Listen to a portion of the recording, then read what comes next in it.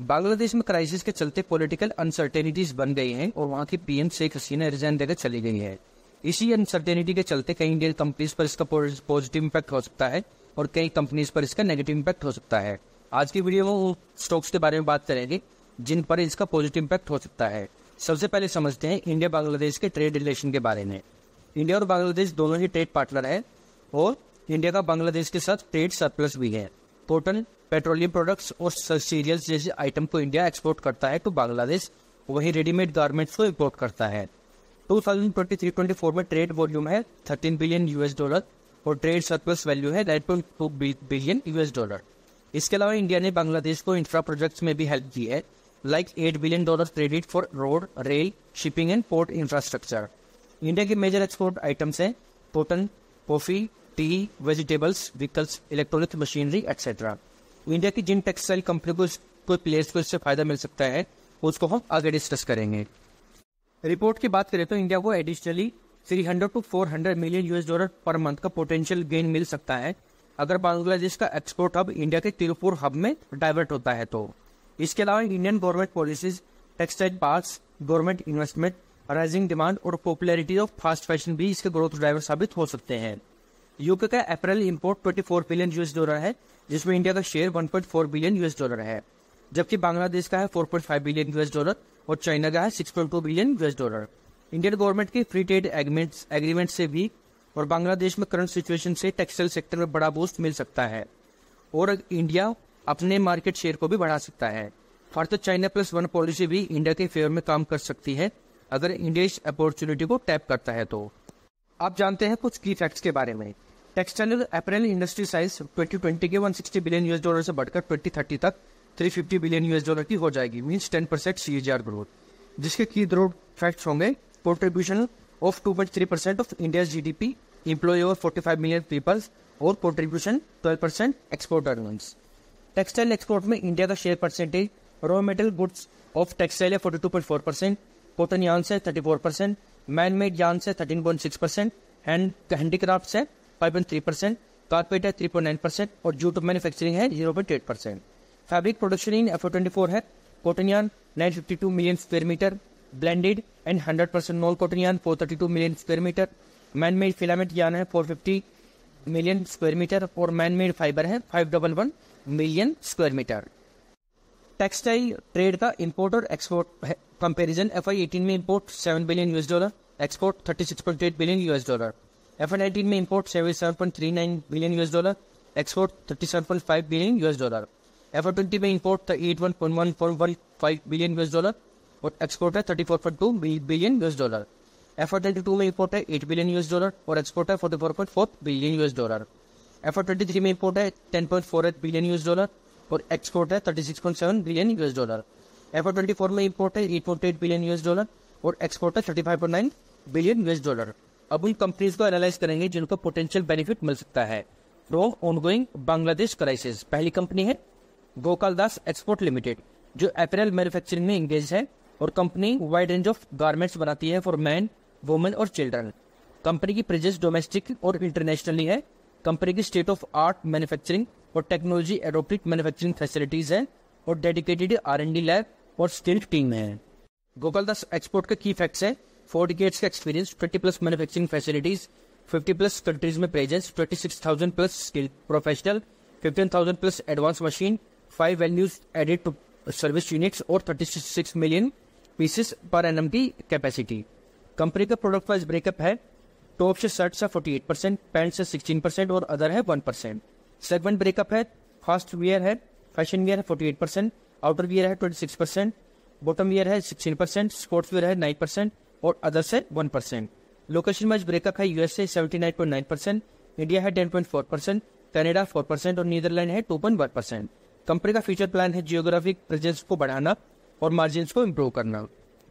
Next है KPR mills जो India में एक leading vertical integrated apparel manufacturing company है।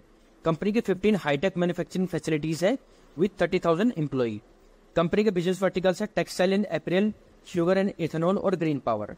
टेक्सटाइल एंड अपैरल में कंपनी के 6 state of art spinning mills हैं with capacity of 10,000 metric tonne, yarn to state of art fabric processing facilities जिसकी capacity 25,000 metric tonne, 4 state of art garment facilities है जिनकी capacity 17.7 billion knitted garments, और state of art fabric printing facility है with capacity of 15,000 metric tonne. Sugar and ethanol में company के पास है 20,000 tonne crushed per day की capacity और 500 किलोलीटर पर डे की ethanol capacity in Karnataka.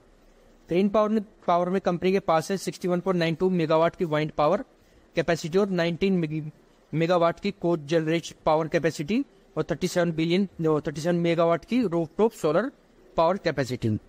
Product wise breakup है गारमेंट्स 38.5%, एथेनॉल 10.6%, शुगर 7.8%, फैब्रिक 4.3% और अदर है 3.9%। सेगमेंट ब्रेकअप है टेक्सटाइल 82.2%, शुगर 16.8% और अदर है 1.4%। लोकेशन वाली ब्रेकअप है इंडिया 59% और रेस्ट ऑफ वर्ल्ड है 41%। नेक्स्ट है एसपी अपैरेल्स लिमिटेड जो 1989 में स्टैब्लिश हुई थी और कंपनी के प्रोडक्ट्स हैं knitted garments for infants and children, menswear garment under crocodile brand, body suits, slip suits, tops और bottom. Company one of leading exporter है इंडिया में गारमेंट्स की। कंपनी के वेल इक्विप्ड और state of art manufacturing facilities भी है। Company की sale e commerce और डिस्ट्रीब्यूशन चैनल से आती है। कंपनी के FY16 से FY24 में रेवेन्यू ग्रोथ 70% से ग्रो हुई है और मार्जिन 15 to 20% से कंसिस्टेंटली। प्रोडक्ट वाइज ब्रेकअप है गारमेंट 86.6%, रिटेल 8.6% और अदर है 4.8%। लोकेशन वाइज ब्रेकअप है इंडिया 18% और रेस्ट ऑफ वर्ल्ड है 82%। कंपनी की कैपेसिटी यूटिलाइजेशन परसेंटेज है FY20 में 68%, FY21 में 60%, FY22 में 58%, FY23 में 70% और FY24 में है 78%। कंपनी का एक्सपोर्ट वॉल्यूम है FY20 में 57.6 मिलियन पीसेज, FY21 में 42.1 मिलियन पीसेज, FY22 में 50.2 मिलियन पीसेज, FY23 में 59 मिलियन पीसेज और FY24 में है 59.6 मिलियन पीसेज। कंपनी की नेट सेल्स रियलाइजेशन है FY20 में 98.6 रुपीज, FY21 में 107.3 रुपीज, FY22 में 115.3 रुपीज, FY23 में 140.2 रुपीज और FY24 में है 137.3 रुपीज। नेक्स्ट है सेंचुरी इनका जो 1965 में स्टैब्लिश हुई थी और बिरला ग्रुप और इनका इंटरनेशनल की जॉइंट वेंचर है। कंपनी के की प्रोडक्ट्स हैं नायलॉन टायर कोट फैब्रिक और नायलॉन फिलामेंट यार्न। कंपनी की स्पेशलाइजेशन है इंडस्ट्रियल यार्न, टेक्सटाइल यार्न और फैब्रिक। कंपनी की कोर वैल्यूज है high quality, innovation and customer satisfaction. Company का मिशन है to meet customer demand above industry standards और with customer satisfaction. Company के quick facts हैं 2 plant at 5 location, 34+ dealer, 25% market share in nylon filament yarn और 23% market share in nylon tyre code fabric. Product wise breakup है nylon tyre code fabric 49% और nylon filament yarn है 51%। Company का की initiative है ongoing capex के लिए 1150 million rupees का कैश आउटफ्लो। FY24 में नाइलॉन टायर कोर फैब्रिक की डीबोटलनेक प्रोसेसिंग का कंप्लीशन और 10.5 मेगावाट वाइन प्लस सोलर की पावर प्लांट कैपेसिटी को कमीशन करना इन गुजरात। नेक्स्ट है काइटेक्स गारमेंट जो 1992 में स्टैब्लिश हुई थी। कंपनी के प्रमोटर है mister Sabu M Jacob. Company के प्रोडक्ट फोकस है cotton and organic cotton garments और स्पेशली इन्फेंट्स भी है। कंपनी का मार्केट फोकस है export to US and European market. Company second largest children apparel producer है इन द वर्ल्ड। कंपनी की 6 subsidiaries है और 1 ओवरसीज एसोसिएट कंपनी है। कंपनी का 70% मार्केट शेयर है इन इन्फेंट क्लोथिंग एक्सपोर्ट।